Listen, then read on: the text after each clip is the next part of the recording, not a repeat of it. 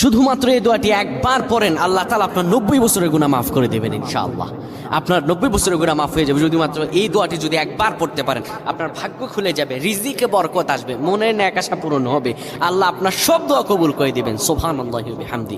এত ফজিলত, এই দোয়াটা আপনারা শেয়ার করে দিবেন। এই যুবকেরা, আমল না করেও সওয়াব পাবা। তোমার একটি শেয়ারে, একটা বাটনে প্রেস করে তুমি সওয়াব পেয়ে যাবা। কারণ তুমি আমল না করো, অন্য কেউ যদি তোমার শেয়ারের বদৌলতে আমল করে, সওয়াব তুমি পেয়ে যাবা। নবীজির হাদিস।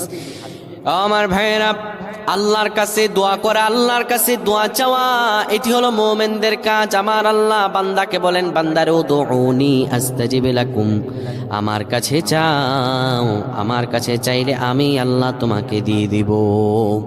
কেউ যদি একবারে দোয়াটি পড়তে পারে, দোয়াটি হলো রব্বি ইন্নী যালামতু নাফসি ফাগফিরলি।